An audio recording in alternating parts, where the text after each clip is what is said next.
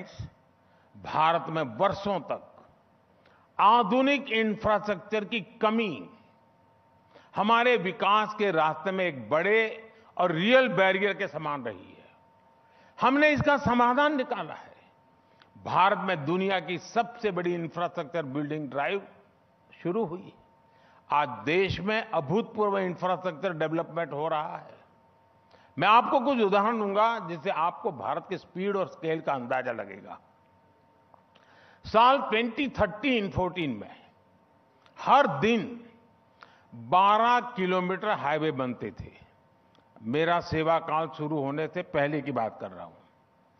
22-23 में हमने लगभग प्रतिदिन 30 किलोमीटर हाईवे हर दिन बनाए हैं। 2014 में देश के 5 शहरों में मेट्रो रेल की कनेक्टिविटी थी। 2023 में देश के 20 शहरों में मेट्रो रेल कनेक्टिविटी है। 2014 में देश में करीब 70 ऑपरेशनल एयरपोर्ट्स थे। 2023 में यह संख्या लगभग 150 तक पहुंच गई है, यानी यह आंकड़ा डबल हो गया। 2014 में देश में करीब 380 मेडिकल कॉलेज थे। 2023 में हमारे पास 700 से अधिक मेडिकल कॉलेज है। 2014 में ग्राम पंचायतों तक सब सिर्फ 350 किलोमीटर ऑप्टिकल फाइबर पहुंचा था, सिर्फ 350 किलोमीटर। 2023 तक हमने करीब 6 लाख किलोमीटर ऑप्टिक फाइबर बिछाकर ग्राम पंचायतों को जोड़ा है। 2014 में 55% गांव भी पीएम ग्राम सड़क योजना से जुड़े थे। हमने 4 लाख किलोमीटर से ज्यादा सड़कें बनाकर यह आंकड़ा 99% तक पहुंचा दिया है। 2014 तक भारत में करीब 20,000 किलोमीटर रेल लाइनों का इलेक्ट्रिफिकेशन होता था। ध्यान से सुनिए, 70 साल में 20,000 किलोमीटर रेल लाइनों का इलेक्ट्रिफिकेशन, जबकि हमारी सरकार ने 10 साल में करीब 40,000 किलोमीटर रेल लाइनों का इलेक्ट्रिफिकेशन किया है। ये आज के भारत की स्पीड है, स्केल है और भारत की सक्सेस का प्रतीक है। साथियों, बीते वर्षों में हमारा देश कुछ परसीव्ड बैरियर्स से भी बाहर निकला है। एक समस्या हमारे यहां पॉलिसी मेकर्स, हमारे पॉलिटिकल एक्सपर्ट के दिमाग में भी थी। वो ये मानते थे कि गुड इकोनॉमिक्स, गुड पॉलिटिक्स हो ही नहीं सकती। अनेक सरकारों ने भी इसे ही मान लिया और इसके कारण देश को राजनीतिक और आर्थिक दोनों ही मोर्चों पर मुश्किलें बढ़ने लगी। लेकिन हमने गुड इकोनॉमिक्स और गुड पॉलिटिक्स को एक साथ ला करके दिखाया है। आज सब ये स्वीकार कर रहे हैं कि गुड इकोनॉमिक्स, गुड पॉलिटिक्स भी है। हमारी बेहतर आर्थिक नीतियों ने देश में तरक्की के नए रास्ते खोले हैं। इससे समाज के हर वर्ग का जीवन बदला और इन्हीं लोगों ने हमें इतना बड़ा बहुमत देने के लिए स्थिर सरकार के लिए वोट दिया। चाहे जीएसटी हो, चाहे बैंकिंग क्राइसिस का समाधान हो, चाहे कोविड संकट से निकलने के लिए बनाई गई नीतियां हो, हमने हमेशा उन नीतियों को चुना जो देश को लॉन्ग टर्म सॉल्यूशन दे और सिटीजन्स को लॉन्ग टर्म फायदे की गारंटी दे। साथियों, परसीव्ड बैरियर्स का एक और उदाहरण है महिला आरक्षण बिल। दशकों तक लटकने के बाद ऐसा लगने लगा था कि ये बिल कभी पास नहीं होगा, लेकिन अब ये बाधा भी हमने पार कर ली है। नारी शक्ति वंदन अधिनियम आज एक सच्चाई है। फ्रेंड, आपसे बात करने शुरुआत में मैंने एक और विषय कहा था, एक्सैजरेटेड बैरियर्स की भी बात की थी। हमारे देश में कुछ बाधाएं, कुछ समस्याएं ऐसी भी रही जिन्हें पहले की सरकारों द्वारा और पंडितों के द्वारा, विवाद करने वाले लोगों के द्वारा अपने राजनीतिक स्वार्थ के लिए ऐसा बड़ा हवा खड़ा कर दिया था, ऐसा बड़ा बना दिया था। उदाहरण के लिए, जब भी कोई आर्टिकल 370 को जम्मू कश्मीर से हटाने की बात करता था तो अनेकों बातें मैदान में आ जाती। एक तरह से मनोवैज्ञानिक दबाव बना दिया था कि अगर ऐसा हुआ तो आसमान जमीन पर आ जाएगा। लेकिन 370 की समाप्ति ने उस पूरे इलाके को समृद्धि और शांति और विकास के नए रास्ते खोल दिए। लाल चौक की तस्वीरें बताती हैं कि कैसे जम्मू कश्मीर का कायाकल्प हो रहा है। आज वहां टेररिज्म का अंत हो रहा है, टूरिज्म लगातार बढ़ रहा है, जम्मू कश्मीर विकास की नई ऊंचाइयों पर पहुंचा है। ये हमारा पहुंचे, इसके लिए भी हमारा कमिटमेंट है। साथियों, यहां मौजूद अनेक लोग मीडिया के क्षेत्र से हैं। हम तक ब्रेकिंग न्यूज पहुंचाने वाले मीडिया की प्रासंगिकता बहुत अधिक रही है। समय पर ब्रेकिंग न्यूज देने की परंपरा तो ठीक है, लेकिन ये एनालिसिस भी जरूरी है कि पहले किस तरह की ब्रेकिंग न्यूज होती थी और अब क्या होती है। 2013 से 2023 के बीच भले ही एक दशक का समय बीता हो, लेकिन इस दौरान आए बदलावों में जमीन और आसमान का अंतर है। जिन लोगों ने 2013 में इकोनॉमी को कवर किया है, उन्हें याद होगा कि कैसे रेटिंग एजेंसीज भारत की जीडीपी ग्रोथ फोरकास्ट का डाउनवर्ड रिवीजन करती थी। लेकिन 2023 में बिल्कुल विपरीत हो रहा है। अंतर्राष्ट्रीय संस्थाएं और रेटिंग एजेंसीज अब हमारी ग्रोथ फोरकास्ट का अपवर्ड रिवीजन कर रही है। 2013 में बैंकिंग सेक्टर की सस्ता हालत की न्यूज आती थी, लेकिन अब 2023 में हमारे बैंक अपने बेस्ट एवर प्रॉफिट्स और परफॉर्मेंस को दिखा रहे हैं।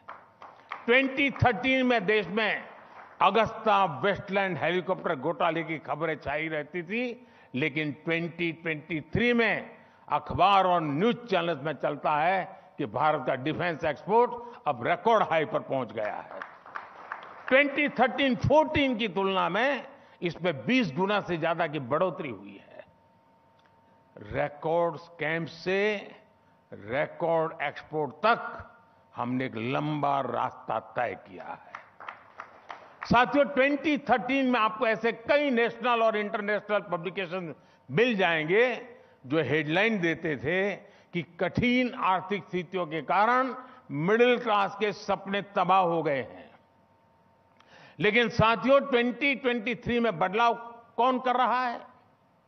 चाहे स्पोर्ट्स हो, स्टार्टअप हो, स्पेस हो या टेक्नोलॉजी हो, देश का मिडिल क्लास हर विकास यात्रा में सबसे आगे खड़ा नजर आता है। बीते कुछ वर्षों में भारत के मिडिल क्लास ने तेजी से प्रगति की है। उनकी इनकम बढ़ी है, उनका आकार बढ़ा है। 2013-14 में करीब 4 करोड़ लोग इनकम टैक्स रिटर्न फाइल करते थे। 2023-24 में यह संख्या डबल हो गई है और 7.5 करोड़ से अधिक लोगों से इनकम टैक्स रिटर्न फाइल किए हैं। टैक्स इंफॉर्मेशन से जुड़ी एक स्टडी बताती है कि 2014 में जो मीन इनकम 4.5 लाख रुपए से भी कम थी, वो 2023 में 13 लाख रुपए तक बढ़ गई है। इसका मतलब है कि भारत में लाखों लोग लोअर इनकम ग्रुप से हायर इनकम ग्रुप की ओर बढ़ रहे हैं। मुझे याद है, हिंदुस्तान टाइम्स में ही पिछले दिनों एक लेख छपा था जिसमें इनकम टैक्स डेटा से जुड़े अनेक इंटरेस्टिंग फैक्ट बताए गए थे। एक बड़ा ही दिलचस्प आंकड़ा सालाना 5.5 लाख रुपए से लेकर 25 लाख रुपए की तनख्वाह पाने वालों का है। साल 2011-12 में इस सैलरी ब्रैकेट में कमाने वालों की टोटल इनकम को जोड़ दें तो यह आंकड़ा था करीब 2.25 लाख करोड़ रुपए। यानी तब भारत में 5.5 लाख से 25 लाख सैलरी पाने वालों की कुल सैलरी जोड़ दे तो वो 2.25 लाख करोड़ रुपए से भी कम थी। 2021 तक ये बढ़कर 14.5 लाख करोड़ हो गई। मतलब इसमें 5 गुना बढ़ोतरी हुई है। इसकी 2 वजह स्पष्ट है। 5.5 लाख से 25 लाख रुपए तक सैलरी पाने वालों की संख्या भी बहुत बड़ी है और इस ब्रैकेट में लोगों की सैलरी में भी काफी वृद्धि हुई है। और मैं आपको फिर याद दिलाऊंगा, ये एनालिसिस सिर्फ सैलरीड इनकम पर आधारित है। अगर इसमें बिजनेस से हुई इनकम, हाउस प्रॉपर्टी से हुई कमाई, दूसरे इन्वेस्टमेंट से हुई कमाई और इसको जोड़ दिया जाए तो आंकड़ा इससे भी ज्यादा बढ़ जाएगा। साथियों, भारत में बढ़ता हुआ मिडिल क्लास और कम होती हुई गरीबी, ये 2 फैक्टर्स एक बहुत बड़ी इकोनॉमिक साइकिल का आधार बन रहे हैं। जो लोग गरीबी से बाहर निकल रहे हैं, जो न्यू मिडिल क्लास का हिस्सा बन रहे हैं, वो लोग अब देश की कंजम्पशन ग्रोथ को गति देने वाली बहुत बड़ी फोर्स के रूप में उभर रहे हैं। इस डिमांड को पूरा करने की जिम्मेदारी हमारा मिडिल क्लास ही उठा रहा है। अगर एक गरीब को नए जूते खरीदने का मन करता है तो मिडिल क्लास की दुकान से खरीदता है, मतलब कि इनकम मिडिल क्लास की बढ़ती है, जीवन गरीब का बदलता है। ये एक बढ़िया साइकिल का समय गुजर रहा है। यानी देश में कम हो रही गरीबी मिडिल क्लास को भी फायदा पहुंचा रही है। गरीब और मिडिल क्लास के ऐसे ही लोगों की आकांक्षा और इच्छा शक्ति आज देश के विकास को शक्ति दे रही है। इन लोगों की शक्ति ने ही भारत को 10वीं अर्थव्यवस्था से 5वीं सबसे बड़ी अर्थव्यवस्था बना दिया है। और अब यही इच्छा शक्ति हमारे 3rd टर्म में भारत को दुनिया की टॉप 3 अर्थव्यवस्था में शामिल कराने जा रही है। साथियों, इस अमृतकाल में देश 2047 तक विकसित भारत बनने के लिए काम कर रहा है। मुझे विश्वास है कि हर बाधा पार करते हुए हम अपने लक्ष्य तक पहुंचने में सफल होंगे। आज गरीब से गरीब व्यक्ति से लेकर दुनिया के सबसे अमीर इन्वेस्टर्स तक ये मानने लगे हैं कि ये भारत का वक्त है। This is Bharat time. हर भारतीय का आत्मविश्वास ही हमारी सबसे बड़ी शक्ति है। इसके बल पर हम किसी भी बैरियर उसके पार जा सकते हैं। अब मुझे विश्वास है कि 2047 में, यहां से कौन कितने होंगे मुझे मालूम नहीं है,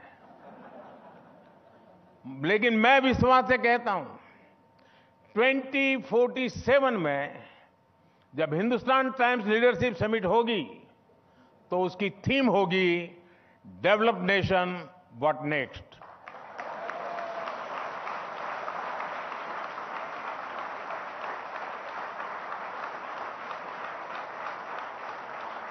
एक बार फिर इस समिट के लिए आप सभी को मेरी ढेर सारी शुभकामनाएं। बहुत बहुत धन्यवाद।